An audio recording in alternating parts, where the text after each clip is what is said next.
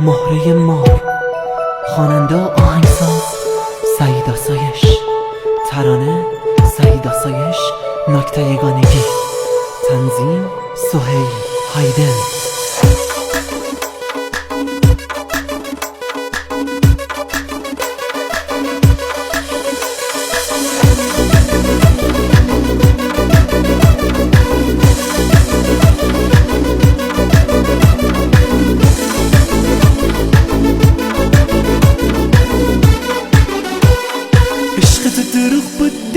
نه دیگه نه من نه دیگه میخوام اسم تو فراموش کنم، آتیش تو خاموش کنم.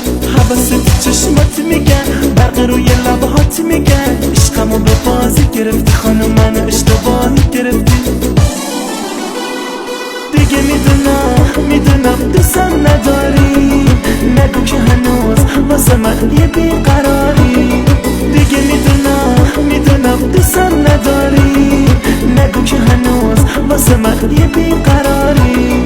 مهره مار داری تو دل بری، اما میگذری از عشق تو همش سرسری. مهره مار داری تو دل بری، اما میگذری از عشق تو همش سرسری. اگه مهره مار نداشتی، چشای سیاه نداشتی، نگاه بلا نداشتی، تو دل که جا نداشتی، تو دل که جا نداشتی.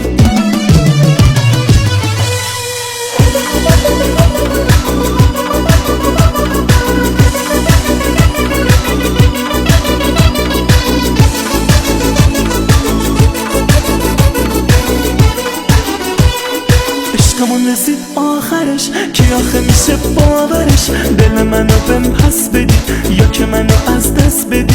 نگو که دلت با منه، نگو که دلت میشکنه، این همه دروغ بس دیگه. نه دیگه نه من نه تو دیگه. دیگه میدونم دوستم نداری، نگو که هنوز واسه من یه بیقراری.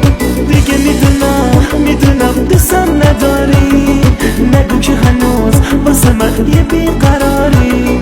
مهره مار داری تو دل بری، اما میگذری از عشق تو همش سرسری. مهره مار داری تو دل بری، اما میگذری از عشق تو همش سرسری. اگه مهره مار نداشتی، چشای سیاه نداشتی، نگاه بلا نداشتی، تو دل که جا نداشتی، تو دل که جا نداشتی.